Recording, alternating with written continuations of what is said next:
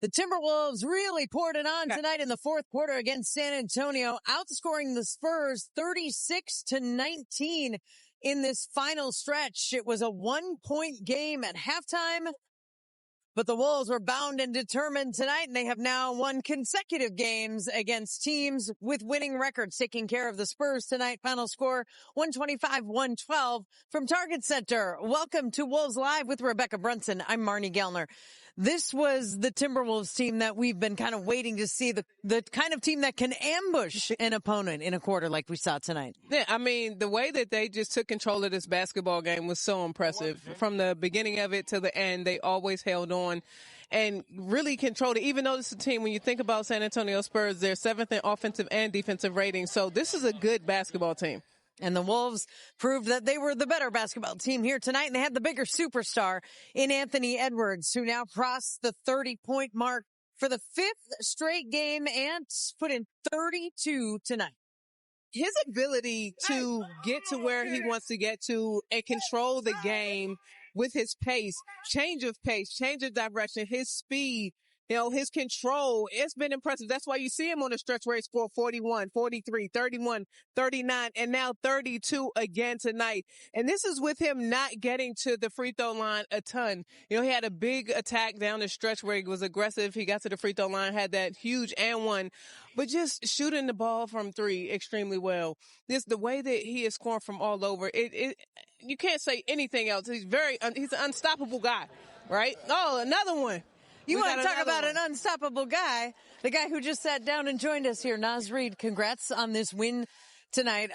You guys really hit another gear in the fourth quarter. What was it that propelled you guys? I think just, I think we kind of put ourselves in situations that, are unnecessary. And I think, this past three games going into these back-to-back, and I think, we all kind of felt the energy, and we all know that we needed to shift the energy. So I think just going in and competing, playing hard, making winning plays, playing for each other, all those stuff matter when you're trying to win and have a winning season. So I think we kind of just buckled down and, understood the assignment.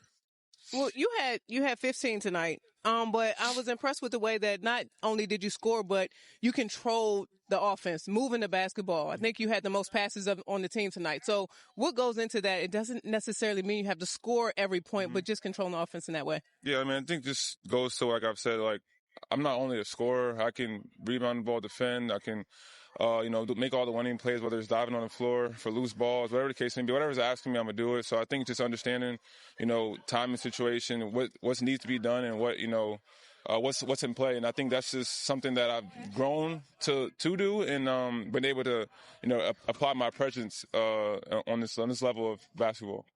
Now, as you guys as a team had a season high in assists tonight, and it just seems like one of those games when not only are different guys contributing at different times, the ball is constantly moving and trying to find different players. Mm-hmm. What is it like when you get into that kind of team-wide rhythm? It's exciting. It's selfless basketball.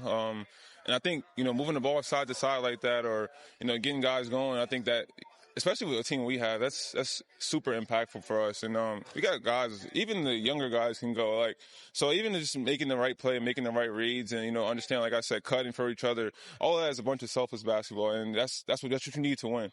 And you're the leader of this bench, so what are you saying to the young guys? You talk about them to get them to continue to just stay the course, put their nose down, continue to do the work, and just understand and accept the process. Yeah, man, I tell them, I haven't been in the worst situation, but I've been in situations where I had to kind of grind myself out and get out by myself and understand, it's not for the weak. And if you could do it and you belong and you show you belong, and there's time where they make mistakes and might hold your head up. You'll be all right. You're going to go back, go in and get a chance to, redeem yourself. And I think, most of them are understanding that. And there's time in situation where I'm dropping my head and they're Rob or TJ, they picking me up. So it just goes to show, how much, they listen, how much they want to win and, make winning plays.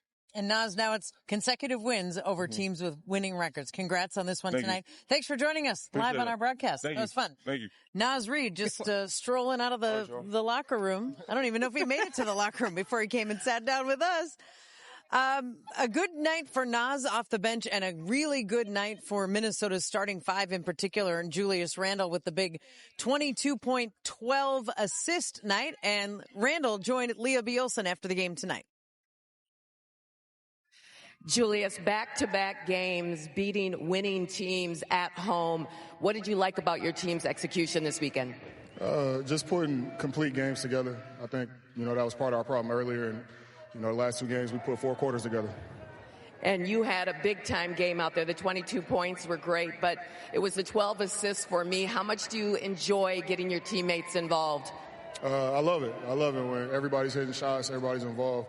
It seems like we have a lot of fun as a basketball team, and it's a great feeling. So, Anthony Edwards, this is his 5th straight game with at least 30 points. And what is it like, game in and game out, to play with someone who puts so much pressure on the defense each and every night? It's amazing. It's amazing. He just makes our job easier, and it allows us to just go out there and play. So he's been big time, and, I have no doubt he'll continue to do that. And you talked about this team having a lot of fun out there. When Mike Conley hit that big shot that got you guys rolling, the whole place erupted, but the bench and all of you seem to really enjoy it. Yeah, Mike's our veteran, and he always is in the right spots, making the right plays. So, big-time shot. We need everybody, and, he was great tonight as well. Julius, thank you for your time, and happy belated birthday. Thank you.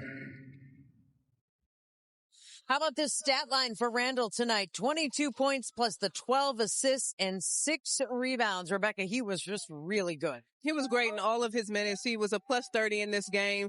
You see the 22 points, but he created 30 points for his team with his assists, right? Moving the basketball, making sure that the offense kept flowing. We saw that last game, and you wanted to see a continuation of that.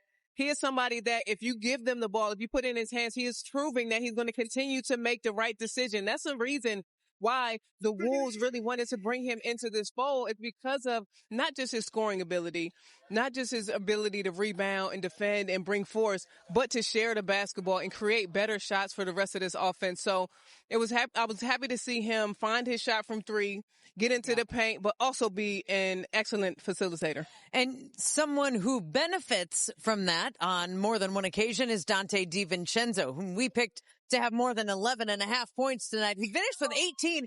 13 of Dante's points came in the fourth quarter. He got those alone down the stretch. Again, you talk about, him being the beneficiary of assists. He can create shots for his teammates as well, but just to catch and shoot threes is what I feel like is so impressive for him. The Wolves have made a concerted effort to make sure they find him when defensives collapse, but also find him in offensive settings where they come out of timeouts. They might run a set for him. They might set up something after a free throw to get him in a situation where they pin down and he's able to come out and be prepared for the catch and shoot. So he definitely cleared that tonight. Like you said, cleared it in 1 quarter alone with the 13 in the fourth. And I just love that video with Julius Randle's son, and how appropriate. We had a Julius Randle interview followed by a Donte DiVincenzo highlight pack. Capped off by Julius' son. His son doesn't celebrate that way for him. No. I would have questions as a parent because he is celebrating for Donte. It's awesome. He's a team player. You're right. He's happy for the other guys. Hey, whatever your lineup is, you can always make your picks for a chance to win up to 1,000 times your entry fee on FanDuel Picks. And right now, new customers can play $5 and get $60 in bonus credits, win or lose. A lot of fun here at Target Center all weekend. A back-to-back sweep for Chris Finch and the Wolves. We'll hear from the head coach next. The Wolves beat the Spurs tonight 125-112. This is our Menards game summary. Anthony Edwards leading the way, 32 points for Ant. Julius Randle with a big box score tonight. Donte DiVincenzo with 18. Naz Reid had 15. The Timberwolves as a team had a season-high 35 assists. All around a very good game for the Timberwolves. I would assume the head coach thinks so as well. Here's Chris Finch tonight from the podium. Chris, you guys really turned the tables in the start of the fourth quarter there. Just what did you see that made you go to that lineup at that point in time there, and what worked so well for that group? Well, I thought we just needed a bunch of people out there that were going to kind of stand-up drives. They were just kind of putting the shoulder down. But really, we went to the zone more than anything else. I thought Jaden did a phenomenal job in the middle of the zone there, kind of just taking all the guys that were coming downhill and directing traffic. We rebounded really well out of it. We flew around and contested well. They weren't able to kind of manipulate the matchups as they wanted it that way. And then, offensively, we found great rhythm. We really did. Kind of wide open looks, moving the ball. Julius was phenomenal as a playmaker, and everybody made the next play the right play. So. Is that, that group just seems to be filled with guys who do want to move it and make the right plays. You just see them kind of fall into that rhythm as they started to make shots and get going there. Without a doubt. Mike has always had a great pick and roll chemistry with Rudy, as we know, but he's really developed a outstanding one with Julius. And that was, I thought, the catalyst to a lot of good offense early when we needed it.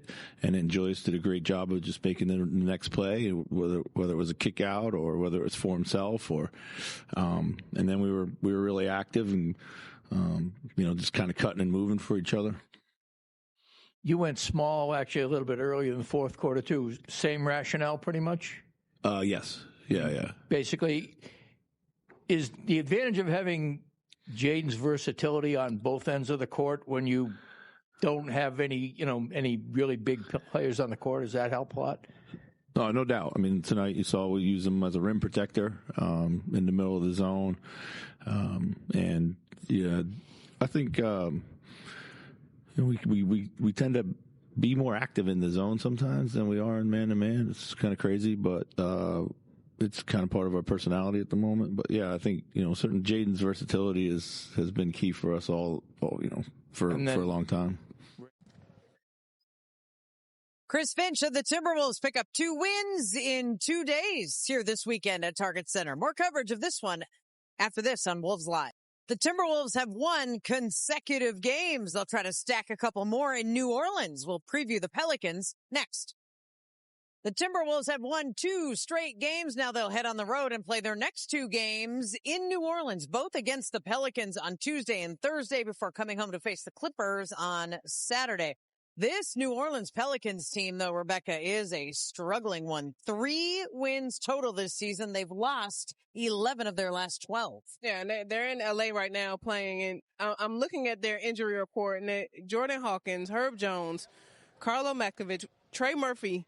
We already know DeJounte Murray was out with the Achilles, Jordan Poole, and now they ruled out Zion Williamson for this Lakers game. So you honestly don't know what it's going to look like when the Wolves go there and play these 2 games for a team that's already struggling on both ends of the basketball. But the good thing is the Wolves have been handling the teams that they should handle throughout this season. They have been, taking care of business. So I expect nothing less from them. But you can't take any NBA team lightly, but I'm not sure what this New Orleans Pelican team is going to look like. Yeah, it's been a struggle. The Zion Williamson thing, just for note, he is back from a hamstring injury, so this is maintenance. So we would expect he would probably be available for both of those games against the Timberwolves. But we don't know. We'll see if the Timberwolves can maybe come back home with a couple more wins. It'll be Tuesday and Thursday, both games in New Orleans against the Pelicans. The Wolves knock off the Spurs tonight, the Celtics last night, a back-to-back winning weekend here in Minneapolis. The Wolves win it tonight over San Antonio.